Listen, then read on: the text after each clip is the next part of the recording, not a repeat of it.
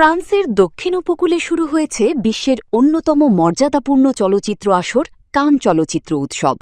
মঙ্গলবার জাঁকজমকপূর্ণ আয়োজনের মধ্য দিয়ে পর্দা উঠেছে উৎসবের ৭৯তম আসরের। বিশ্বের নামিদামি তারকাদের ভিড়ে এবারও আলাদাভাবে নজর কেড়েছেন বলিউড অভিনেত্রী আলিয়া ভাট।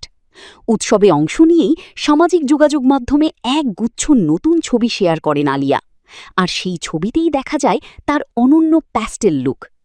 ফরাসি সৈকতের নীল জলরাশি আর রোদেলা পরিবেশে প্যাস্টেল শেডের ফ্লোরাল গাউনে ধরা দেন এই অভিনেত্রী। হালকা মেকআপ ও ছিমছাম হেয়ারস্টাইলে তাকে দেখাচ্ছিল অত্যন্ত স্নিগ্ধ ও আভিজাত্যপূর্ণ। শেয়ার করা ছবিগুলোতে কখনো হাসি মুখে, আবার কখনো গম্ভীর অভিব্যক্তিতে ফটোশ্যুট করতে দেখা যায় আলিয়াকে।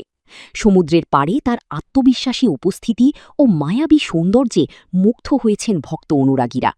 নেটিজেনদের অনেকেই মন্তব্য করেছেন, প্যাস্টেল রঙের গাউনটিতে আলিয়াকে যেন রাজকন্যার মতো লাগছিল। ছবি প্রকাশের পর মুহূর্তেই তা সামাজিক মাধ্যমে ভাইরাল হয়ে যায়। ফ্যাশন সচেতন দর্শকরা বিশেষভাবে প্রশংসা করছেন তার স্টাইলিং, ফ্যাশন সেন্স এবং স্বাভাবিক সৌন্দর্যের। উল্লেখ্য, বিশ্বের বিভিন্ন দেশের চলচ্চিত্র নির্মাতা, অভিনেতা ও সমালোচকদের উপস্থিতিতে মুখর হয়ে উঠেছে এবারের কান উৎসব। ১২ দিনব্যাপী এই আয়োজন চলবে আগামী ২৩ মে পর্যন্ত।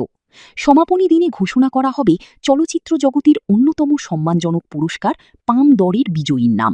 বিশ্লেষকদের মতে, কানের মতো আন্তর্জাতিক মঞ্চে আলিয়া ভাটের উপস্থিতি শুধু বলিউড নয়, ভারতীয় চলচ্চিত্রকেও নতুনভাবে প্রতিনিধিত্ব করছে।